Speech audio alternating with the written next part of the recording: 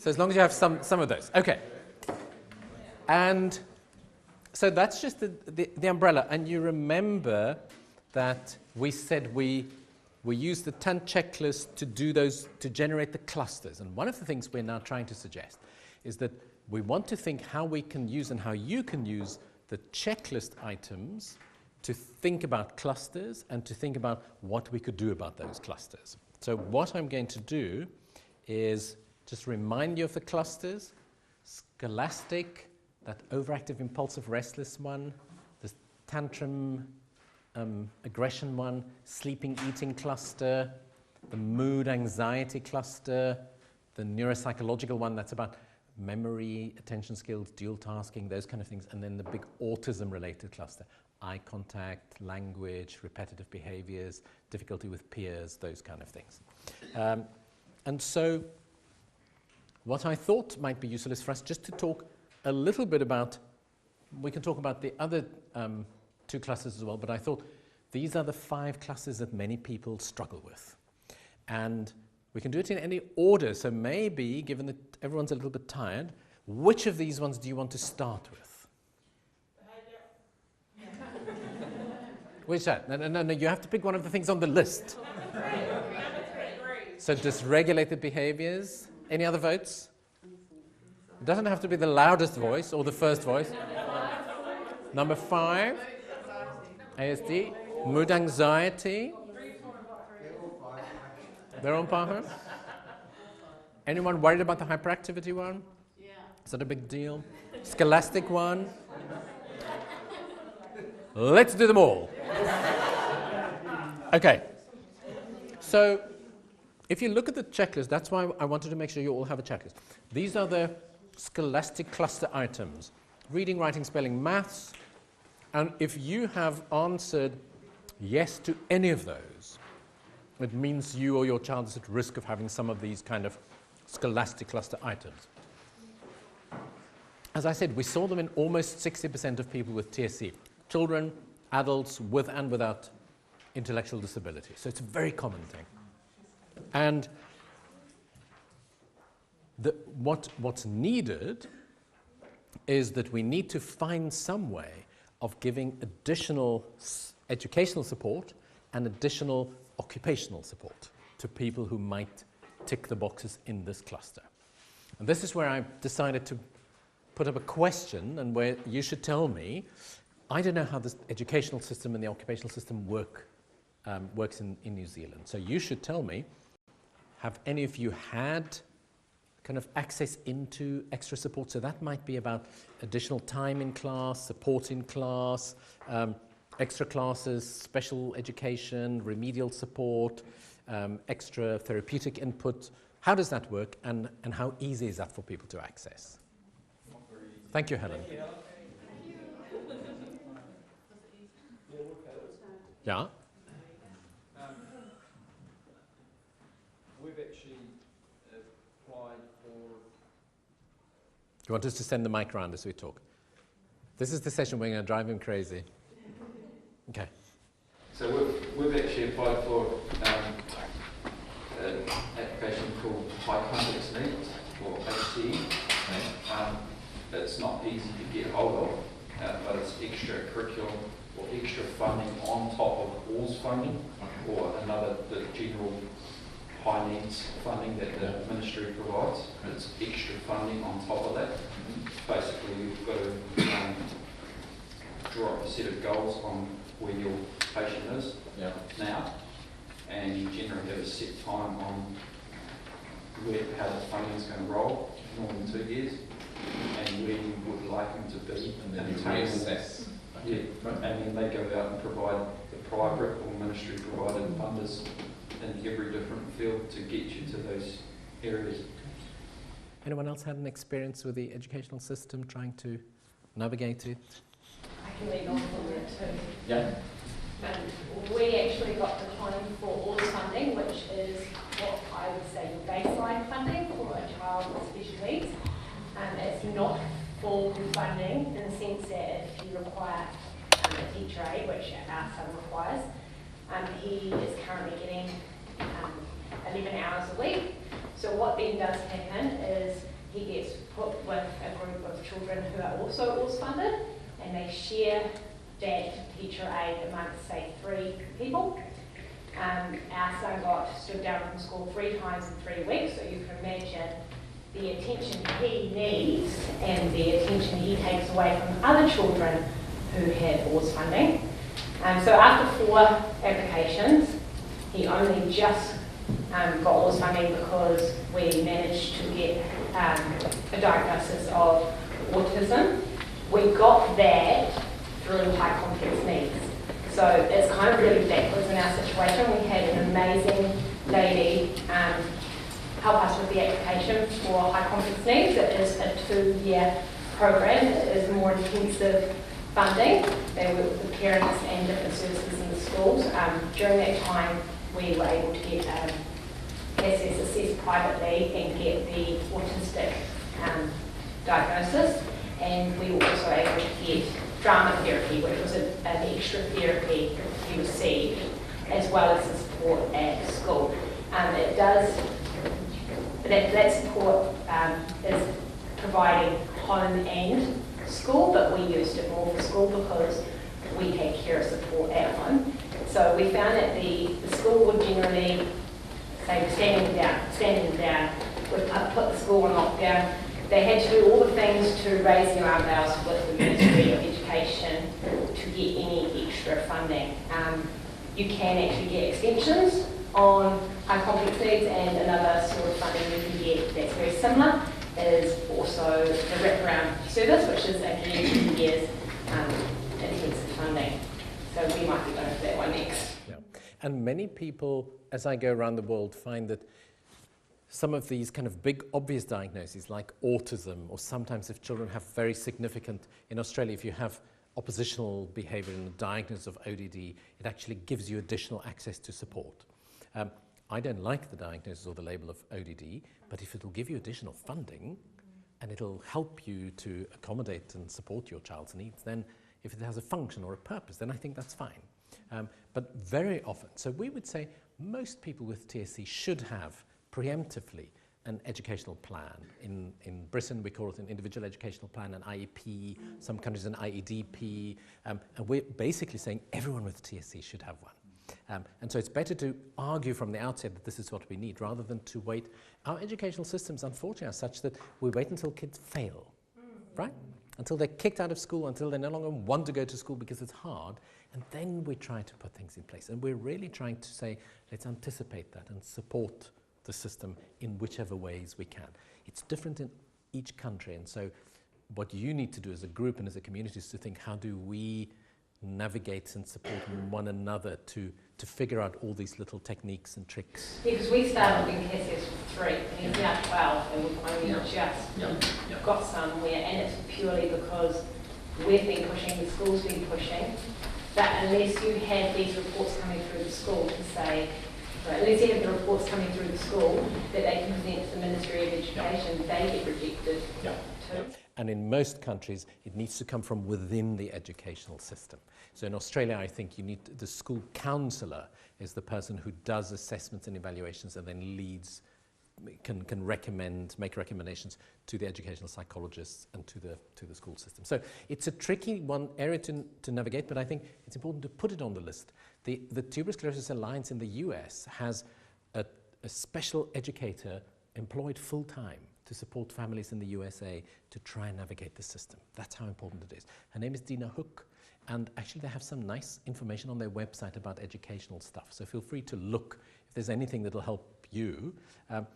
We also put these things in the guidelines so that if you look at the guidelines or any of the papers we write, we always say most people need additional support. So if any written stuff or scientific evidence can help you to access some of these things, use it by all means. So those are just a few words about that. That's a tough one, the scholastic cluster, to find and keep support. Just to go back one word about it. Many people say to me, I don't want my child to have to go to a special school or to go to a different kind of learning environment. I want my child to be in a mainstream environment. I don't know what the view is here on the whole for people.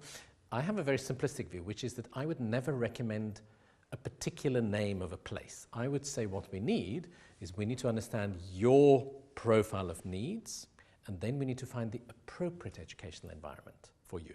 And for some people, it may be a mainstream environment with some additional help. For somebody else, it might be a much more specialized environment. And I don't think there's any, we need to meet the needs of our family members. Remember I said people have such uneven profiles of learning as well. And many people say, oh, but he's incredibly good at this, so he must be able to cope in a mainstream environment. Well, she's so good at that thing, she must be able to cope in a mainstream environment. But then we might forget about some of the troughs, some of the lower skills that actually are the things that become the overwhelming things for people. So if I have to pitch teaching anywhere, I would pitch it at the lower end of skills rather than at the best end of skills. Imagine I'm trying to teach you something and you're just about able to hang on. Or like some people said to me, it's like being taught in a foreign language. I kind of understand every few words, but I can't quite put it together. So it's also about pitching things a little bit lower might in itself help people to feel more relaxed, more confident, less anxious, and actually be able to progress faster. Sometimes it's a bit like, when we put our foot on the pedal of the car and we just flood it, sometimes it's better to just lift the foot off a bit, and actually sometimes then the car goes better and a little bit faster. Hyperactive impulsive cluster, these are the items. If you look, overactivity, hyperactivity, so like being on the go, butting in, fidgeting, not being able to sit still, all those kind of items. Anyone has those kind of things? I have it. That's why I can't sit still. And we see it in many people. In individuals with intellectual disability, it's super common, but even in people with completely normal intellectual ability, we see pretty high rates. It's about, you can see that 1 in 3 people with TSC would have significant overactivity, impulsivity, restlessness. It should be a marker for us to think about ADHD, about the diagnosis of ADHD.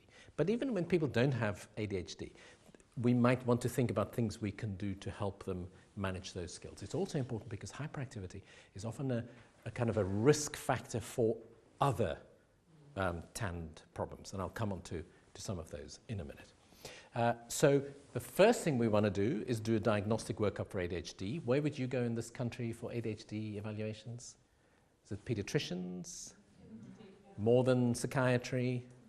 Developmental peds, if you have access to that. And they would do a range of things. They should do home-based things, school-based things, clinic-based things. And the guidelines are, if it's mild to moderate, we can do all sorts of behavioral interventions for ADHD. And there who was I talking to? There's a really nice book. Yes. So there's a very nice book written by an American lady called Sandra Rief, R-I-E-F-F. And it's called How to Reach and Teach ADHD. And it gives very practical suggestions about if you have ADHD, so if you have difficulty focusing and concentrating, what was the name again of the book? How to Reach and Teach ADHD. And if you haven't got it, the movie will have it. Okay? And I can write it down for you as well. So just Google it. So simple things. I mean, what tricks do you use for your kids or for yourself if you can't focus or concentrate or if you get distracted easily? Using things, squeegee board. Yeah, fidgeting, yeah. Many teachers don't like it if kids fidget, but I think it's fine. So, I use, what do you call blue tack? Or press stick, what do you call it in? You call it blue tack, like the British. Very, very good. So, fidgeting with a bit of blue tack, giving people permission to fidget with a little bit, not have the teacher say, don't fidget, stop fidgeting, because that's in a way to just keep your brain alert to be able to do things. If you're struggling, what other tricks do you use? I would used to bite all the time, so a friend of mine teaches autistic children, so she went and bought her a whole bunch of cat toys, which was really bizarre, but she would bite those until she got to the point where she doesn't bite people anymore. I don't know why, but she had kind of distracted herself. Okay. Okay, well, that's an interesting one. So about biting. Okay, so that's biting specific rather than just kind of fidgeting. Yeah. Okay. The problem is now she bites and eats into the piece. Well, yeah, she has paper as well. So we also need, we need to be careful what we replace behaviors with. But biting a cat toy rather than a human being is already a good start, I think. But so if you are, if you get distracted easily, or if your child gets distracted easily, you don't want to sit somewhere in the back of the class where you're going to see everybody. Or you don't want to sit next to the kitchen sink where there's going to be noise, or near the door. So you want to think about placement, even in a classroom. Many kids, and we use them, and we say to teachers and to mums and dads, if your child is really overactive and they struggle to focus, use them to do little jobs. So if you say to your son, go and get something for me and bring it back, just that movement break. You saw me going to the toilet. It's not because I have renal problems. It's because that's my way of staying alert. Sometimes I need to go to the loo as well. But just a little movement break, it just kind of gets the arousal system back up again. You were all, and I could see, you were all tired and exhausted before Helen started speaking. And what happened when she started speaking? You all really woke up because she spoke about emotional things. And that alerted us all again. So it's using those sorts of tricks and techniques for ourselves. Many schools have a little trampoline or a little trumpet, but it's about finding out what is your thing that you can do practically. We don't want to say to the teacher, I need to bring a trumpet. There's like a little trampoline everywhere I go. But it's thinking, what little tricks can I use for that impulse control? Most people get better with their impulse control over time in TSC. So hang in there as well. It does tend to improve. But then if you have severe ADHD, so if it meets criteria and it's severe, medications for ADHD do work in tuberous sclerosis. Sometimes people are scared to use stimulant medications like Ritalin or methylphenidate in TSC because they're worried that it might make epilepsy worse. But I've never seen it worsening epilepsy. There's a theoretical risk that it lowers seizure threshold, but I've not seen it. So it's that principle that I've already given you over and over. If there's a condition, use the treatments that we know work for that condition. Of course, you need to be mindful about the kidneys and the brain and the seizures and the epilepsy treatments, but consider and use those medications if appropriate. Dysregulated behavior. Anger, temper tantrums. How many of you have experienced anger or temper tantrums? Aggression, temper tantrums? I don't mean from husbands or wives. I mean from your family member. Yeah? It's the most common reason why people are referred to me to say, I've seen this child with TSC, I've tried all sorts of medication, and this is, I'll come back to that in a second. And we see it in everybody, independent of your intellectual ability. Most people with TSC have aggression and have tantrums. And that's really interesting. So it really isn't that typically developing people don't have them. And it's sometimes really hard when you as an entirely intellectually able person has these rages or has these real outbursts. And people think, well, what's wrong with you? But I do think there's something about the biology of TSC, I'll say that again about anxiety, that somehow just changes our aggression buttons to go higher than sometimes in other people. But we still need to find ways of managing that. This is the question that the doctors always ask me. What medication will help for this behavior? What do you think do I say to them when they ask me that? Why medication? Why medication? That's a good question. What else do you think I say to them? Why the behavior? Oh, even better. Yeah, you have competition now, yeah? Yeah? So I say to them, it's the wrong question to ask me. The question you should ask me is this, or the question I should ask you, and that was yours. What is the meaning or the function of the behavior? So let's just do a quick test. If any of you or your kids have aggression, just shout out for me what might be the drivers, what might be the reasons or the functions of that behavior. Frustration, like from what? So if you can't communicate what you want, yeah, what else? When he's playing with his toys and it doesn't quite work the way he wants it to. Okay, so when things, yeah, so when he can't quite manipulate things or that, yeah, so when things are unpredictable maybe, yeah. Or if someone says no. Someone says no, that's it. That happens to all of us, yeah. Other possible reasons? Tiredness, Anxiety, hormones, yeah, and we do sometimes see cyclic patterns, yeah, yeah. So here are some of the examples I just thought of that might be functions or drivers of aggression or tantrums. So let's just look at them. Inability to communicate, exactly as you've said. If I can't express what it is I'm trying to express to you, the way that I communicate something might be through aggression. Aggression and tantrums are very communicative. They really, and people pay attention, right? Don't they? Don't we? Repetitive. Sometimes aggression or these kind of things are repetitive behaviors. So we do it over and over again. Often when people have autism, they might have self-injury, or it almost becomes like a part of a pattern that they might have. Sometimes it's self-soothing for people to bite themselves, scratch themselves, or kick out at things. It almost as though it reduces some of that anxiety, particularly if we then try to take things away. That might be really, really tricky. Hyperactivity, impulsivity can sometimes drive it. That's why I say hyperactivity can be the driver. If you can't stop your impulses, it might just lead to an explosion. Sensory. How many of you have kids with sensory-related issues? Sensitive to sound, smell, touch, feel, or seeking out particular smells, sight, touch, feel. Yeah? Yeah, I have some too. I don't have TSC, unless it can be contagious, because then I've caught it from all of you. And there are two kinds of sensory presentations, which I think is interesting. One is many people might have a general sensitivity to noise, so loud noises, or airplanes going over, or vacuum cleaners, or whatever. But many people, particularly if you also have autism, autistic presentation, have what we call an idiosyncratic response to specific sensory stimuli.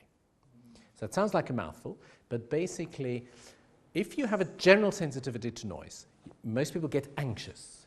You hear the big car, you hear the vacuum cleaner, and you run away, or you put your hands over your ears. If you have an idiosyncratic response to specific things, it tends to lead to an aggressive impulse. So I'll give some examples. Babies crying, dogs barking, coughing. For me, it's the opening of little sweetie thingies when I'm trying to listen to music, or I'm in the theatre or something, and I hear it immediately makes me angry. Is there anyone else who's with me? Yeah. Yeah, it must be a South African thing. Yeah. And those are associated with real anger impulses. So I'll give you an example. We had a young man in the clinic, and he was brought in because he, completely ununderstandable to mum and dad, he was in the shower, and suddenly they heard a kind of a screaming sound, and they went into the bathroom, and he had blood all over his hand. And the window was broken in the shower where he was having a shower. And it took them, and he had intellectual disability and autism, and it really took them some time to figure out that while he was in the shower, there was a dog barking outside. And the sound of that sudden explosive sound of the dog barking upset him, and he went like, shut up, be quiet, and hit at the window, not to break the window, but that by mistake broke the window, cut his hand. And so that was really so important, just to kind of rewind and understand what that behavior was about. And then to think, okay, how can we help him from a sensory point of view, get a little bit more used to the sound of barking, explosive sounds, and help him manage that. When we have behavior management, there are always two things. Firstly, we might accommodate things and say, oh, well, let's take him away from dogs. No dogs allowed, move into a neighborhood where there are no dogs. You can do that for a short while. But the most important thing is to help people get used to things that are challenging, because life isn't under our control. And so it's really about thinking, how can I give him skills and tools? And occupational therapists who do kind of sensory-based things, or even just practicing getting used to a little bit of a bark and a louder bark and so on, can help people get used to some of these kind of things. Mood. Helen, you talked about mood and anxiety as a driver for anger. Remember that being anxious and an anxiety disorder, the manifestation of it can be anger. And that's a little confusing to us. But if your family member or you have like an irritability and just a outburst, that could actually be a manifestation of being anxious or having an anxiety disorder. And then the treatment is going to be an anxiety treatment, right? Not an anger management treatment with risperidone and all sorts of awful drugs. People often talk about attention seeking. Have any of you been told, oh, he's just seeking attention, just ignore him, it'll go away, right? Rarely is that the reason. Very rarely. What's more likely is that people might want to escape a demand. So if Wendy is given her maths homework and she struggles with it or she doesn't want to do it, and she somehow realizes that if she storms off or screams or shouts, then her mum says, go to your room. Then she escapes that demand, right? Yeah, timeout room. So if you get sent to timeout and you're trying to escape a demand, you've done it. Yeah? So, and so it's really understanding that. Then it's about thinking, how do we help somebody manage the demands? How do we make the demands more appropriate to their needs? You all know it, but don't forget pain and discomfort. In TSC, people have headaches, they have tummy aches, they have kidney aches, the seizure medications might make them feel yucky, the seizures themselves might make them feel unpleasant. Those can all be triggers for an outburst, an aggression, a kind of irritability, a self-injury, etc. So can you see why there's not one medication treatment, if at all? So you're right and you're right. So we need to try and understand, and there are some basic things we can do to understand the functions of behavior. I was talking to Lisa, who's teaching all her students how to do a basic functional analysis of behavior and then to think how to come up with a behavior plan, because there are basic, simple principles we can all do to try and understand and then try to shift and shape and reinforce behaviors in an appropriate way. How easy is it here to get access to such support? Not just risperidone. Is that a thing here? All these kind of psychotropic drugs that people give thinking it's going to make things go away? Yeah. Lisa, why don't you just say a word about what people can do practically or where they might be able to seek support for just understanding behaviors? I'm putting her on the spot now. Yeah, so I think that the difficulty comes to people when somebody doesn't have an additional diagnosis. So if there's no diagnosis of autism or ADHD, getting a specific, help for a specific type of behaviour, like dysregulated behaviour, can be very difficult. But there are well-known behavioural interventions that you can ask schools about, and that you can, talk to your GP about whether there is access to any of those. You probably know more about those than me. And also, there are parenting books. I know it's teaching neuropsychiatric, but if you think about particular types of behavioural interventions that are useful for all children, they might need to be adapted or more intensified. But there are things available. I don't have much more knowledge about how that works in terms of access to services, but you can probably talk about kind of known intervention. And I can maybe talk a little bit about that when we think about autism as well.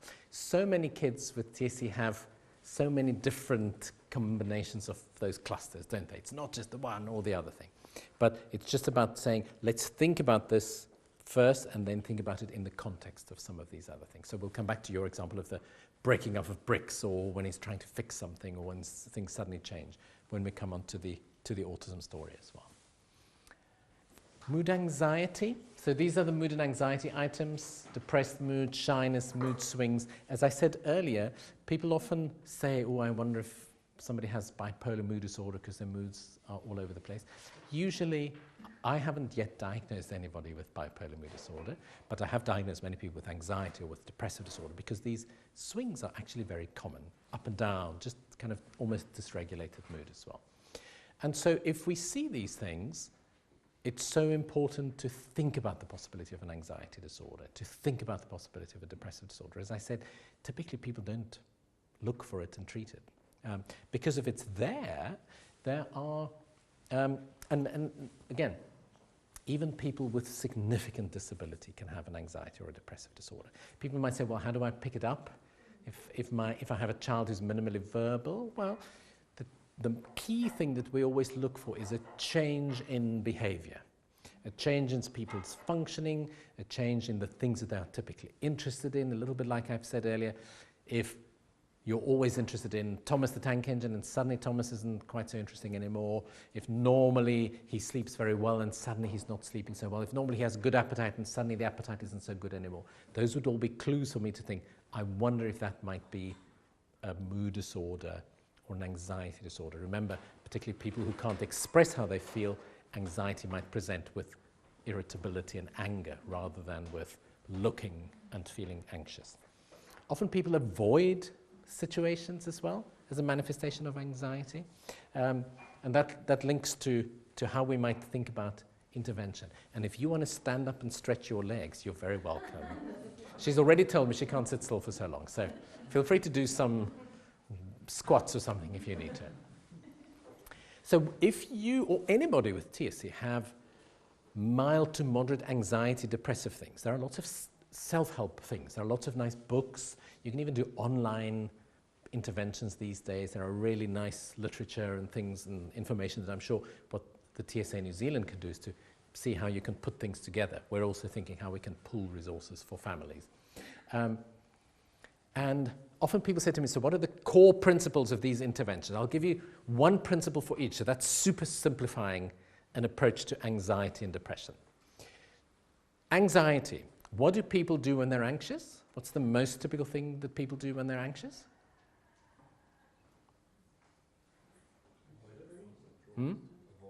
They avoid.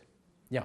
So if you're anxious, if you're worried about dogs, animals, work, cats, anything it might be, people avoid. And often then that, if they see a dog over there, then they go, phew, that was a narrow escape. I just managed to escape this dog. Or they don't go to work for the day. Bye-bye. And they kind of, it almost strengthens the anxiety. I'm scared to go into a new place or into public places, so I'm not going to go. And I do anything I possibly can to avoid going. So the main principle in anxiety treatment is to help people do the things that they're scared of or fear. And then the simple principle, a technical term is exposure response prevention. So we expose people to a place and then we help them just relax and calm down and settle in that place. Because then you can train your brain and train yourself to say, I was anxious about it, I was able to do it, and I'm still here. So then you can turn that cycle of avoidance into a non-avoidance cycle. Sometimes you have to do it, particularly for little kids or people with intellectual disabilities, in minuscule doses. You might, if you get upset by something, you might have to do it in tiny little bits. Oh, frustration, let me help you. Oh, let's wait a little bit longer, let me help you. Or if you're scared of a dog, let's even just think about a dog. Let's even just look at a picture of a dog. And let's next look at the dog on the TV. Next we look over the fence of the neighbor's dog. Next we stand close to the dog. Next we touch the dog. Next we have the dog in our lap. That kind of gradual exposure. The basic principle for depression. What do we all do when we're depressed? Remember, all these things are universal. We've all experienced all these symptoms and phenomena. Isolation. So we withdraw, right? So the core principle, one of the simple cognitive behavioral principles for depression intervention is what we call behavioral activation. Do something. Doesn't that sound easy? Do something. Because when we are feeling depressed, what we want to do is nothing. Yeah? So the kind of sitting in my bedroom, close the curtains, I don't want to go out, I don't want to see anyone, I don't want to speak to anyone, I don't even want to go into the kitchen. Just do something. A little bit. Get off your bed. Go into the kitchen. Go to outside. Walk around the house. Go to the park. Can you see? Little by little. Just keep moving. I think, in a strange way, life is about keeping on moving, right? And when you are depressed, even more so, just about keeping. These are simple principles that you can do. Exercise, or if you go to any kind of rehab person, they would tell you exercise. Exercise is about keeping on moving. It's also very good for your brain. They've done some studies where they made mice do exercise and had other mice not do exercise. Do you know what they found? The mice who had done exercise had much better brain neurons. Their brains were wired up better. Yeah? So doing exercise is good for your brain wiring too. And it's been shown in animals, not just in humans. So it's about keeping on moving and about doing something. When you do exercise, remember not to do it too competitively. You know, if you're going to go and run like mad, that's probably not going to be. Well, she's an athlete. She has to run like mad. But for those of us who just have to keep gentle exercise, it's amazing the power of just doing basic things like that. I was at a conference 2 months ago, and some very nice studies that showed in young people, particularly teenagers, creative activities, like, for instance, dancing, singing, painting, are very good for for kind of mood. How many of you are good dancers and good singers? How many of you are bad dancers and singers? I sing well, but I dance terribly. And apparently, and they showed, it was amazing, they showed that the worse a singer or the worse a dancer you are, the more mood-boosting value you have from trying to sing or dance. So the Japanese with their karaoke, obviously, you know, that's where it comes from. So you can see these are simple things that we can do, that you can get access to, even before we go to a specialist or a highly specialized kind of thing. And then if you do need specialist things, there are cognitive behavioral therapies, mentalization-based therapies, lots of interventions that people can do. And then, of course, there are SSRI medications that many people don't get. And people are sometimes scared, again, of epilepsy, but SSRIs are the kinds of treatments that we would use for anxiety and depression or OCD. Talk to people about it and use it if you think it's indicated in your case. Let's briefly talk about autism, because my clock has gone. So the cluster items for ASD are, interestingly, self-injury fits very much with ASD, language delay, repeating words or phrases, eye contact, repetitive behaviors, very inflexible behaviors. And I've already said that we know people are at risk of it, and many just don't get diagnosed until very late. And the key thing here is that even when people don't meet criteria for autism, most people with TSC have some socialization and social relational difficulties. For whatever reason, many people are, it is harder for many people with TSC to do. But the key is, and I'm really worried about the fact that we miss autism diagnoses and we miss the opportunity to try and do interventions very early on. Before I show you the red flags, it's important to know that we can help with autism at any age. You can be 45 and still do intervention for autism. I have seen people in their 20s and 30s develop their language and increase their eye contact and reciprocal behaviors, etc. But we have the best chance the earlier we're able to start. How many of you know the concept of the red flags for autism? So they were introduced internationally because we knew that people tended to wait very long before a diagnosis was made. And so the red flags are these early markers that will tell us, they're not diagnoses, but if we see them, so the message is, if you see any of these, think about the possibility of ASD, of autism spectrum disorder, and seek some additional support, or start even doing some of these early interventional principles that we can. And let me show you the red flags. Here they are. If somebody doesn't respond to their name by the age of 12 months, can you see how early it is automatically? Orienting, looking, making eye contact. If somebody doesn't point at things by 14 months, so, you know, the kind of, oh, mummy, look, plane, car, those kind of things, usually with integrated eye gaze. Not because they want the pie, but just to show interest, just to get you to look at things. Not doing any pretend play by 18 months, you know, cup and saucers or baby or that kind of simple kind of stuff. 18 months, that's how old kids are when they start to do these kind of things. If people struggle to understand other people's feelings or talking about their own feelings, so not reading other people's or your own minds or expressions well, if you have delayed speech and language, it's not a diagnostic criterion, but that's the most common reason why people come for possible autism diagnosis, because the child is 2 and he's not yet saying words, or she's 3 and not yet speaking in little sentences. Repeating words over and over and over again, echolalia we call it, that's very strong red flag for autism. Here are other ones, giving answers unrelated to questions. I always joke and say my medical students do that too. But what I mean by that is making comments that you really don't quite understand where they come from. So if, I'm doing social skills training work with a child, and suddenly he looks at me and he says, "And you forgot to put on a tie today." Or he says, "What color is your lawnmower?" Really kind of unusual. Where did that come from? That's what we mean as possible red flags. Getting upset by minor routines. This could be summer clothes to winter clothes. It could be one food to another food, where the cup is on the table to another. Little things can trigger an upset or an anger outburst. Having very particular interests. And they could be anything, but very obsessional interests. Flapping, so these kind of things, tensing body, rocking, spinning around, hopping in one place, and then the sensory stuff that we've talked about earlier. Any of these, and the more of them you see, the more likely the chances are of an autism spectrum disorder. Can we treat autism?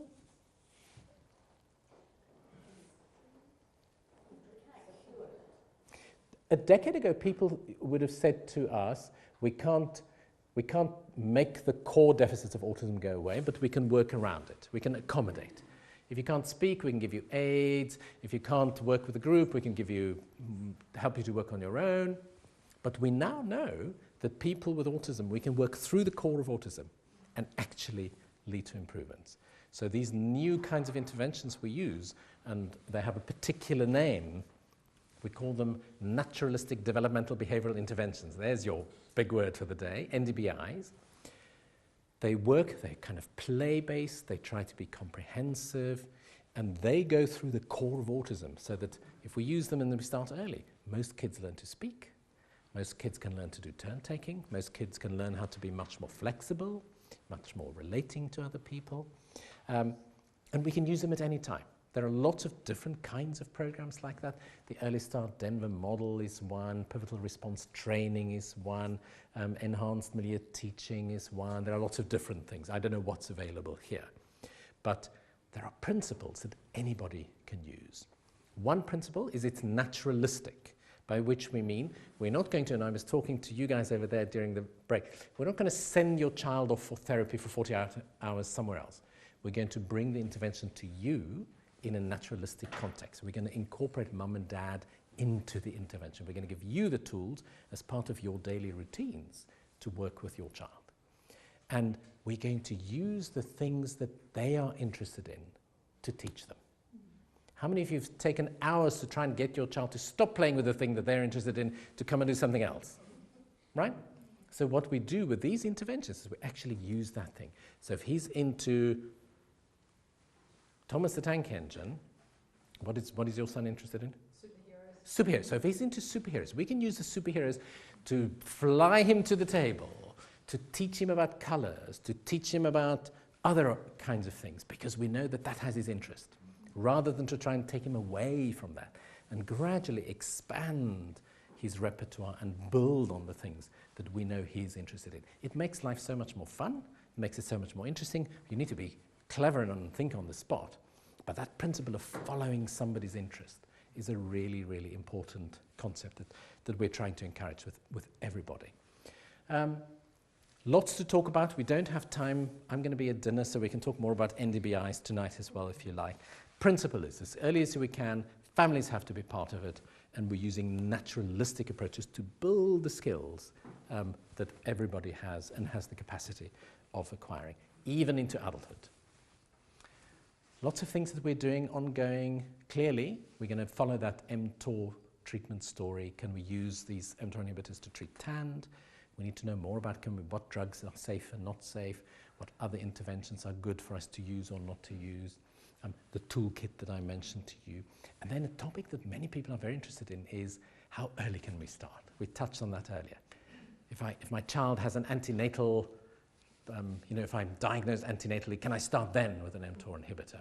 Can I do it at birth? Or you asked the question about preemptive treatment of epilepsy. Certainly, we now have good evidence that the moment we see epileptiform discharges, there will be seizures. So that's the point at which, in the US, people will start treating the epilepsy, even before we see a seizure, if it's epileptiform in abnormality. So you can see the whole direction is how to get as early as we possibly can.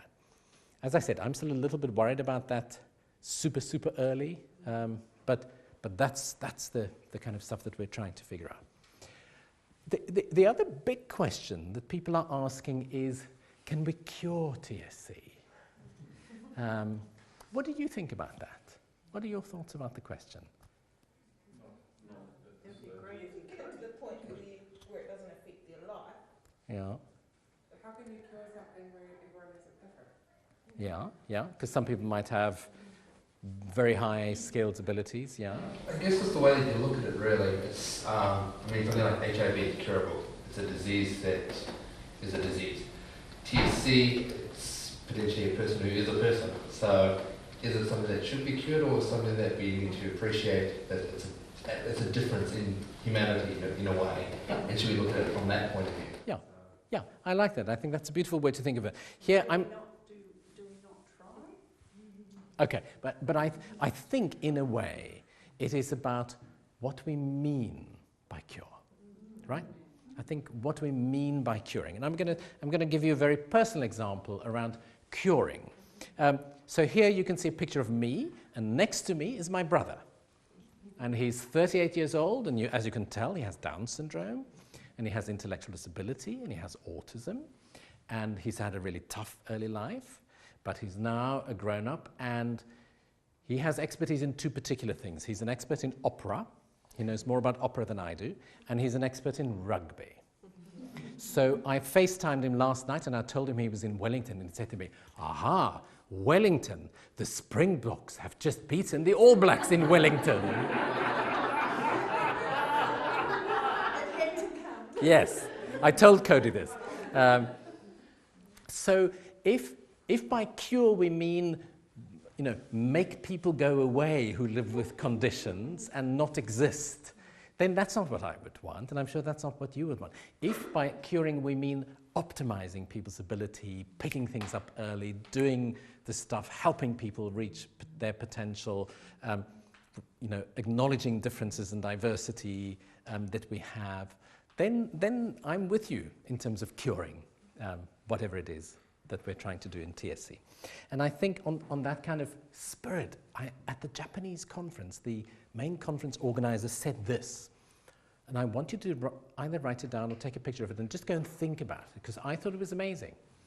Okio Hino is his name. He's a big cancer expert in Japan, and he said, it's more important to be than to do. Isn't that interesting? Because we're also used to doing. And often, particularly when we think about people with disabilities, often we're judged on how well we do, rather than our ability just to be in the moment, to be, to exist, to coexist with other people. And I think there's something powerful for us just to think, so what are we trying to achieve also, I think, in life? And so really my final word for you all is make sure that you help your children and family members with TSC find their personal pleasures and let them celebrate that, follow that, help them build it, follow it, use it for them and for their own development. Find shared pleasures, some things that you and they can do together, because that's also an incredibly powerful way to engage and to do things collectively. And find what supports and motivates you and your family, because unless you are supported yourself, you're not going to be able to support your family, and unless they have things that they're motivated by, we don't have lives that are fulfilled and pleasurable and joyous in the end. I've already shown you beautiful Lauren. We've already had a celebration for Tonya, so I hope we can end here and just, celebrate life with TSC. What was the quote this morning about the winds will be there? And I hear you have lots of wind in Wellington as well. So regardless of the winds that there might be, to celebrate and to remember and just hold the good things that we also have, even if we live with a disability like TSC. I'm sure we'll have more time to talk, but I think in the interest of completing our conference today, I'm going to suggest I stop there. Thank you.